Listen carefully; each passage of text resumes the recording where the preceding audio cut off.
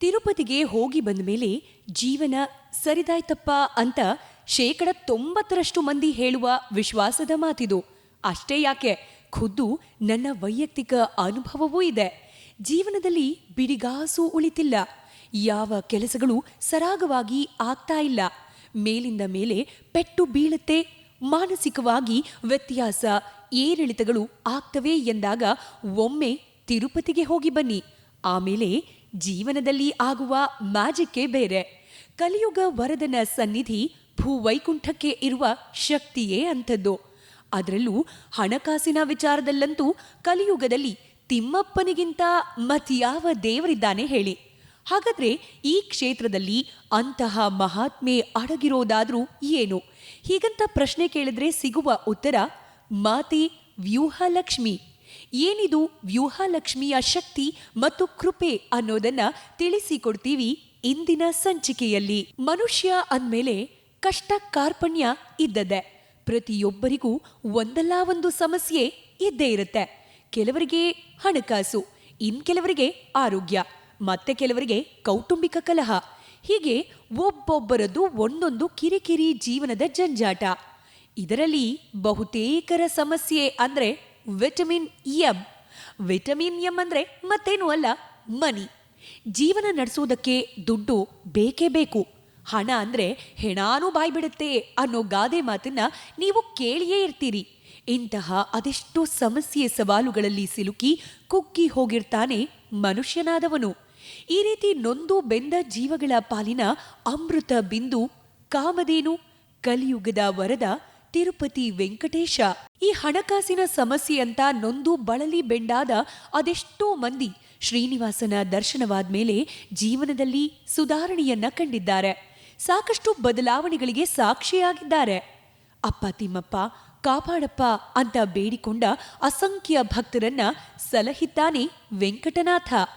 ಈ ರೀತಿ ಈ ಕ್ಷೇತ್ರ ಬೆಳಗೋದಕ್ಕೆ ಕಾರಣ ಯಾರು ಗೊತ್ತಾ? ಶ್ರೀನಿವಾಸನ ಶಕ್ತಿ, ಅರ್ಧಾಂಗಿ ಶ್ರೀಹರಿಯ ಪ್ರಕೃತಿ ಸಿರಿದೇವಿ. ಹೌದು ವೀಕ್ಷಕರೇ, ಭಕ್ತಗಣದ ಭವಭಾರ ಇಳಿಸೋದಕ್ಕೆ, ಬೇಡಿದ ವರಗಳನ್ನ ಕರುಣಿಸೋದಕ್ಕೆ ಶ್ರೀನಿವಾಸನಿಗಿಂತ ಮುಂಚೆಯೇ ಕಿವಿಗೊಟ್ಟು ನಿಂತಿದ್ದಾಳೆ ಮಾತೆ ಶ್ರೀಲಕ್ಷ್ಮಿ. ನೀವು ವೆಂಕಟೇಶ್ವರನಲ್ಲಿ ಹೇಳುವ ಸಮಸ್ಯೆ ವೆಂಕಟೇಶ್ವರನಲ್ಲಿಯೂ ತಲುಪುವ ಮುನ್ನವೇ ಮಾತೆಯನ್ನ ತಲುಪಿರುತ್ತೆ. ಇದಕ್ಕೆ ಕಾರಣ ಮಾತೆ ಪ್ರಭುವಿನಲ್ಲಿ ತೆಗೆದುಕೊಂಡಿರುವ ಮಾತು. ವೀಕ್ಷಕರೇ, ತಿರುಚಾನೂರಿನಲ್ಲಿ ನೆಲೆ ನಿಂತಿರುವ ಪದ್ಮಾವತಿ ದೇವಿ ಬೇರ್ಯಾರೂ ಅಲ್ಲ, ಸಾಕ್ಷಾತ್ ಸಿರಿದೇವಿ. ಶ್ರೀಲಕ್ಷ್ಮಿ ಭೃಗು ಮಹರ್ಷಿ ಪ್ರಕರಣವಾದ್ಮೇಲೆ ಕೊಲ್ಹಾಪುರದಲ್ಲಿ ನೆಲೆಸಿದ್ದ ಮಾತೆ ಮತ್ತೆ ಶುದ್ಧ ಸತ್ವ ಸ್ವರೂಪದಲ್ಲಿ ಮರುಹುಟ್ಟು ಪಡೆದಿದ್ದು ತಿರುಚಾನೂರು ಪದ್ಮ ಸರೋವರದಲ್ಲಿ. ಇಲ್ಲಿ ಸರ್ವ ಸ್ವತಂತ್ರ ವೀರಲಕ್ಷ್ಮಿಯಾಗಿ ಆವಿರ್ಭವಿಸಿದ ಮಾತೆ ಶ್ರೀವಾರಿಯ ವಕ್ಷಸ್ಥಳವನ್ನ ಸೇರಿದ್ದು ವ್ಯೂಹಲಕ್ಷ್ಮಿಯಾಗಿ.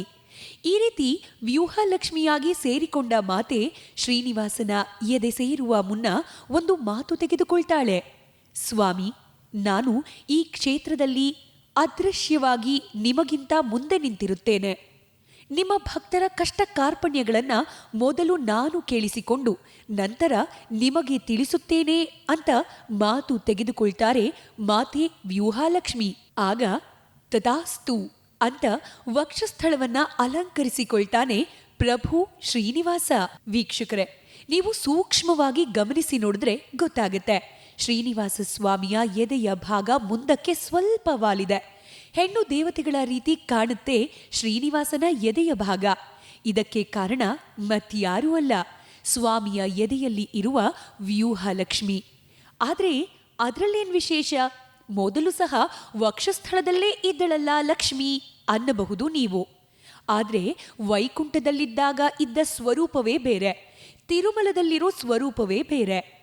ಈಗಾಗಲೇ ವಿವರಿಸಿದಂತೆ ಭಕ್ತರ ಕೋರಿಕೆಯನ್ನ ಕೇಳೋದಕ್ಕೆ ಸ್ವಲ್ಪ ಮುಂದೆ ಬಾಗಿ ನಿಂತಿದ್ದಾರೆ ಮಾತೆ ಲಕ್ಷ್ಮಿ.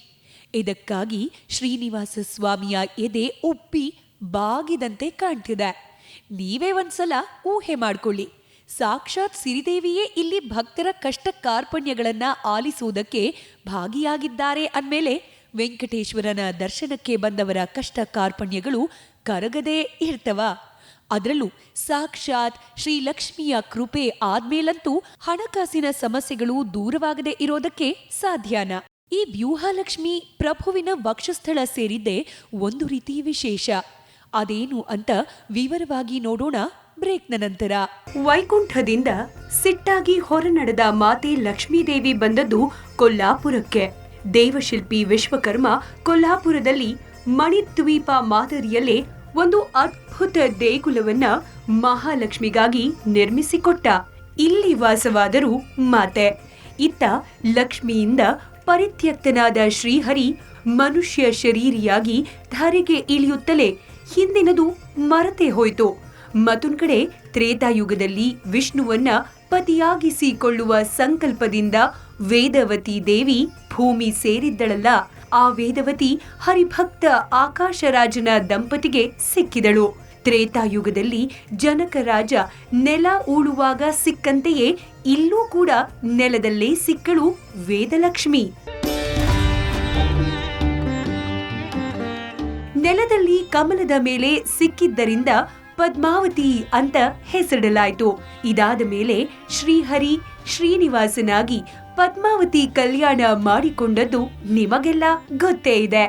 ಮದುವೆಯಾದ ಕೂಡಲೇ ಶ್ರೀಹರಿಯ ಶ್ರೀನಿವಾಸ ಅವತಾರದ ಮೊದಲಾರ್ಧ ಕೆಲಸ ಮುಗಿದೇ ಹೋಯ್ತು. ಮುಂದಿನದು ಮಾತೆ ಲಕ್ಷ್ಮೀ ದೇವಿಯನ್ನ ಹುಡುಕೋದು. ಯಾಕಂದ್ರೆ ಮದುವೆಯಾಗಿ ಸಂತೋಷವಾಗಿದ್ದರೂ ಕೂಡ ಪದ್ಮಾವತಿ ಲಕ್ಷ್ಮೀ ದೇವಿಯ ಒಂದಂಶ ಅಷ್ಟೇ, ಪೂರ್ತಿ ಲಕ್ಷ್ಮೀ ದೇವಿಯೇ ಅಲ್ಲವಲ್ಲ. ಹೀಗಾಗಿ ಲಕ್ಷ್ಮಿಗಾಗಿ ಹಂಬಲಿಸಿತು ಶ್ರೀನಿವಾಸ ಸ್ವಾಮಿ ಮನಸ್ಸು.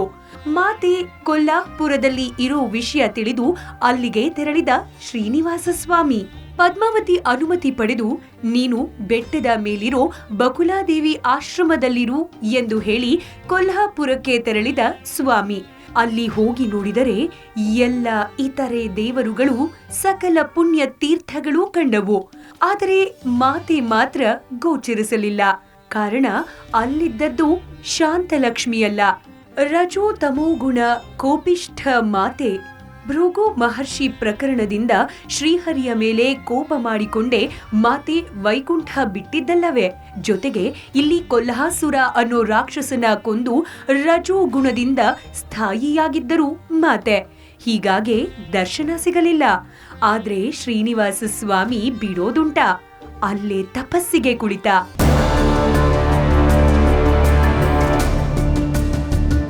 ಈ ತಪಸ್ಸು ಶುರುವಾಗಿ ಸುಮಾರು 10 ವರ್ಷ ಕಳೆಯಿತು. ಆದರೂ ಮಾತೆ ಕೋಪ ಕರಗಲಿಲ್ಲ. ಆಗ ಅಶರೀರವಾಣಿಯೊಂದು ಕೇಳಿಸಿತು. ದೇವ, ನೀನಿಲ್ಲಿ ವೃಥಾ ತಪಸ್ಸು ಮಾಡಬೇಡ. ಬೆಟ್ಟಕ್ಕೆ ವಾಪಸ್ಸಾಗು, ಅಲ್ಲೇ ತಪಸ್ಸು ಮಾಡು. ಯಾಕಂದ್ರೆ ಇಲ್ಲಿರೋದು ರಜೋಗುಣ ಸ್ವರೂಪಿ. ಆದರೆ ಮಾತೆ ನಿಮಗೆ ಶುದ್ಧ ಸತ್ವ ಸ್ವರೂಪದಲ್ಲೇ ದರ್ಶನ ಕೊಡ್ತಾರೆ. ಇದಾಗಬೇಕು ಅಂದ್ರೆ ನೀವು ಶುಕ ಮಹರ್ಷಿ ಆಶ್ರಮಕ್ಕೆ ಹೋಗಿ ಅಲ್ಲೊಂದು ಸರೋವರ ತೋಡಿ ಅದರಲ್ಲಿ ದೇವಲೋಕದಿಂದ ತಂದ ವಿಶೇಷವಾದ ಪದ್ಮಪುಷ್ಪವೊಂದನ್ನ ಪ್ರತಿಷ್ಠಾಪಿಸಿ. ನಂತರ 12 ವರ್ಷಗಳ ಕಾಲ ಆ ಕಮಲ ಬಾಡದಂತೆ ನೋಡಿಕೊಳ್ಳಿ. ಅಲ್ಲಿ ಧ್ಯಾನಾಸಕ್ತರಾಗಿ ಅಮ್ಮನನ್ನ ಸ್ಮರಿಸಿ. ಆಗ ಶುದ್ಧ ಕಾರ್ತಿಕ ಪಂಚಮಿ ದಿನ ಮಾತೆ ನಿಮಗೆ ಲಭಿಸುತ್ತಾರೆ ಎಂದು ಹೇಳಿತು ಆ ಆಕಾಶವಾಣಿ. ಇದರಂತೆ ಶುಕ ಮಹರ್ಷಿ ಆಶ್ರಮಕ್ಕೆ ಬಂದ ಶ್ರೀವಾರಿ ಕೊಳ ತೋಡಿದ, ಪದ್ಮ ಪುಷ್ಪ ತಂದ. ಪದ್ಮ 12 ವರ್ಷವಾದರೂ ಬಾಡದಂತೆ ನೋಡಿಕೊಳ್ಳಬೇಕು. ಸರಿ, ಸೂರ್ಯದೇವನಿಗೆ ಹೇಳಿ ಕಳುಹಿಸಿದ. ಯಾಕಂದ್ರೆ ಪದ್ಮಪುಷ್ಪ ಬಾಡಬಾರದು ಅಂದ್ರೆ ಅದರ ಮೇಲೆ ನಿರಂತರವಾಗಿ ಸೂರ್ಯ ಕಿರಣಗಳು ಬೀಳಬೇಕು. ಭೇಟಿಯಾಗುತ್ತಿದ್ದಂತೆ ಸ್ವಾಮಿ ಆದೇಶ ಪಾಲಿಸಿದ ಸೂರ್ಯದೇವ. ಸೂರ್ಯ ಕಿರಣಗಳು ಯಾವುದೇ ಅಡೆತಡೆ ಇಲ್ಲದೆ ನಿರಂತರವಾಗಿ ಬೀಳಲಾರಂಭಿಸಿದವು. ಇತ್ತ ತಪಸ್ಸು ಶುರು ಮಾಡಿದ ಶ್ರೀನಿವಾಸ ಸ್ವಾಮಿ. ಈ ರೀತಿ 12 ವರ್ಷ ಸುದೀರ್ಘ ತಪಸ್ಸು ಮಾಡಿದ ವೆಂಕಟೇಶ್ವರ ಸ್ವಾಮಿ. ಇಡೀ ಸರೋವರದ ತುಂಬ ದೇವತೆಗಳು ಸೇರಿದ್ದರು. ಎಲ್ಲರೂ ಕೂಡ ಅಮ್ಮನವರ ನಿರೀಕ್ಷೆಯಲ್ಲಿದ್ರು. ಆ ದಿನ ಭೃಗು ಮಹರ್ಷಿ ಸಹ ಬಂದಿದ್ದರು. ತಾನು ಮಾಡಿದ ತಪ್ಪಿಗೆ ಮಾತೆಯಲ್ಲಿ ಕ್ಷಮೆ ಕೇಳಿ ಕಣ್ಣೀರಿಟ್ಟರು. ಆಗ ಕರಗಿತು ನೋಡಿ ಲಕ್ಷ್ಮೀ ದೇವಿಯ ಕೋಪ. ಆ ಭವ್ಯ ಮುಹೂರ್ತ ಬಂದೇ ಬಿಡ್ತು. ಸ್ವಾಮಿಯ ನಿರಂತರ ಸ್ಮರಣೆಗೆ ಕರಗಿತು ಮಾತೆಯ ಮನ. ಆ ಪದ್ಮ ಸರೋವರದಿಂದ ಆವಿರ್ಭವಿಸಿದರು ಮಾತೆ. ಅದೊಂದು ದಿವ್ಯ ಘಳಿಗೆ. ಶುದ್ಧ ಕಾರ್ತಿಕ ಶುಕ್ಲ ಪಂಚಮಿ ದಿನ.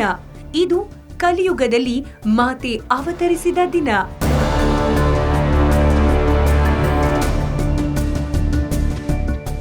ಮಾತೆ ಆವಿರ್ಭವಿಸಿದ ಆ ಘಳಿಗೆ ಇಡೀ ದೇವಗಣ ಜಯ ಜಯ ಘೋಷ ಹಾಕಿತು. ಆಗ ಶುಕ ಮಹರ್ಷಿ ಮಾತೆಯಲ್ಲಿ ಒಂದು ಮನವಿ ಮಾಡಿಕೊಂಡ್ರು. ದೇವಿ, ನೀನು ಇಲ್ಲೇ ನೆಲೆ ನಿಲ್ಲು ಎಂದು. ತಥಾಸ್ಥು ಎಂದರು ಮಾತೆ. ಸರ್ವ ಸ್ವತಂತ್ರ ವೀರಲಕ್ಷ್ಮಿಯ ಸ್ವರೂಪದಲ್ಲಿ ಸ್ಥಾಯಿಯಾದರು. ಇದು ಮಾತೆಯ 4ನೆಯ ರೂಪ. ವೇದವತಿ, ಪದ್ಮಾವತಿ, ಕೊಲ್ಹಾಪುರ ಲಕ್ಷ್ಮಿಯಾದ ಮೇಲೆ 4ನೇ ರೂಪವೇ ಈ ಸರ್ವ ಸ್ವತಂತ್ರ ವೀರಲಕ್ಷ್ಮಿ. ಇದರೊಂದಿಗೆ ಶುಕಪುರ ಅಲರ್ಮೇಲು ಮಂಗಾಪುರವಾಯಿತು. ಅಲರ್ಮೇಲು ಅಂದ್ರೆ ಅರ್ಥ ಏನು ಗೊತ್ತಾ? ಅಲರ್ ಅಂದ್ರೆ ಪದ್ಮ ಅಂತ, ಮೇಲ್ ಅಂದ್ರೆ ಅದರ ಮೇಲೆ ಅಂತ, ಮಂಗಂ ಅಂದ್ರೆ ದೇವಿ ಅಂತ ಅರ್ಥ. ಕಮಲದಲ್ಲಿ ಆವಿರ್ಭವಿಸಿದ ಮಾತೆ ನೆಲೆಸಿದ ಪುರವಾದ್ರಿಂದ ಅಲರ್ಮೇಲು ಮಂಗಾಪುರ ಅಂತಾಯ್ತು ಈ ಊರಿನ ಹೆಸರು. ಲಕ್ಷ್ಮೀ ದೇವಿಯೇ ಆಗಿದ್ದರಿಂದ ಪದ್ಮಾವತಿ ಅಂತ ಯಾಕೆ ಕರೆಯಲಾಯಿತು ಅನ್ನೋ ಪ್ರಶ್ನೆ ಏನಾದ್ರೂ ಇದ್ರೆ ಅದಕ್ಕೂ ಕೂಡ ಇದೇ ಕಾರಣ. ಕಮಲದ ಮೇಲೆ ಉದ್ಭವಿಸಿದ್ರಿಂದ ಅಲರ್ಮೇಲು ಮಂಗಮ್ಮ ಮತ್ತು ಪದ್ಮಾವತಿ ಅಂತ ಹೆಸರಾದರೂ ಮಾತೆ. ಸ್ವತಂತ್ರವಾಗಿ ನೆಲೆ ನಿಂತಾಯ್ತು. ಆದ್ರೆ ತನ್ನ ಸ್ವಂತ ನಿವಾಸ ಶ್ರೀಪತಿಯ ಎದೆಯರಮನೆ ಮರೆಯಲಾದೀತೆ. ಶ್ರೀ ಇದ್ದರಲ್ಲವೇ ಶ್ರೀಪತಿ ಹೃದಯ ನಿವಾಸಕ್ಕೆ ಸಿರಿತನ. ಆ ಜಾಗವನ್ನು ಕೂಡ ಅಲಂಕರಿಸುವ ದಿನ ಬಂದಾಗಿತ್ತು. ಅದೇ ದಿನ ಭೃಗು ಮಹರ್ಷಿ ಒದ್ದ ದಿನ ವೈಕುಂಠ ತೊರೆದಿದ್ದಳು ಮಾತೆ. ಮತ್ತೆ ಮರಳಿ ಬರುವುದಾದ್ರೆ ಶುದ್ಧ ಸ್ವರೂಪದೊಂದಿಗೆ ಎಂದು ಸಂಕಲ್ಪ ಮಾಡಿದ್ದಳು ಮಾತೆ. ಈ ಸಂಕಲ್ಪ ಶಪಥದಂತೆ ಸತ್ವ ಸ್ವರೂಪಿಯಾಗಿ ಹೊಸದಾಗಿ ಕಮಲದಲ್ಲಿ ಉದಯಿಸಿದ್ದರು ಮಾತೆ. ಹೀಗಾಗಿ ತನ್ನ ನಿವಾಸವಾದ ಸ್ವಾಮಿಯ ವಕ್ಷಸ್ಥಳಕ್ಕೆ ಮರಳಿದರು ವ್ಯೂಹಲಕ್ಷ್ಮಿಯಾಗಿ. ಇದು ಮಾತೆ ಲಕ್ಷ್ಮಿಯ 5ನೆಯ ರೂಪ. ಇಷ್ಟೆಲ್ಲ ನಡೆಯುವ ವೇಳೆಗೆ ನವವಿವಾಹಿತೆ ಆಕಾಶರಾಜನ ಮಗಳಾದ ಪದ್ಮಾವತಿ ತಿರುಮಲ ಬೆಟ್ಟದ ಮೇಲಿದ್ದರು. ಪತಿಯ ಅಗಲಿಕೆಯ ನೋವಿನಲ್ಲಿದ್ದ ಮಾತೆ ಬೆಟ್ಟದ ಮೇಲೆ ಸ್ವಾಮಿಯ ನಿರೀಕ್ಷೆಯಲ್ಲಿ ತಪಸ್ಸು ಮಾಡುತ್ತಾ ಕುಳಿತಿದ್ದರು. ಇತ್ತ ಸ್ವಾಮಿ ಮತ್ತೆ ಲಕ್ಷ್ಮೀ ದೇವಿಯನ್ನ ಸ್ವಾಗತಿಸಿಯಾಗಿತ್ತು. ಲಕ್ಷ್ಮೀ ದೇವಿಯೊಂದಿಗೆ ಬೆಟ್ಟದ ಮೇಲೆ ಬಂದು ಸ್ವಾಮಿಯನ್ನ ನೋಡಿ ಆಕಾಶರಾಜನ ಮಗಳಾದ ಪದ್ಮಾವತಿಯ ಮನಸ್ಸು ಒಡೆದೇ ಹೋಯ್ತು. ಕಣ್ಣೀರಿಡತೊಡಗಿದ್ರು. ದೇವ, ಹೊಸದಾಗಿ ಮದುವೆಯಾಗಿ ಈ ರೀತಿ ಬಿಟ್ಟು ಹೋದರಲ್ಲ, ಇದು ಸರಿಯಾ? ಇದೇನಾ ನೀವು ನನ್ನ ಮೇಲಿಟ್ಟಿರೋ ಪ್ರೀತಿ? ಇದೆಂಥ ವಿವಾಹ ಸುಖ ಅಂತ ಗೋಳಾಡಿದರು. ಆಗ ಮನುಷ್ಯ ರೂಪದಲ್ಲಿದ್ದ ಆಕಾಶರಾಜನ ಮಗಳಾದ ಪದ್ಮಾವತಿ ದೇವಿಗೆ ಅವರ ಪೂರ್ವಜನ್ಮದ ನೆನಪುಗಳನ್ನ ಮರಳಿಸಿದ ಸ್ವಾಮಿ. ಆಗ ಅರಿವಾಯಿತು ನೋಡಿ ವೆಂಕಟೇಶ್ವರ ಸ್ವಾಮಿಯ ಲೀಲೆ.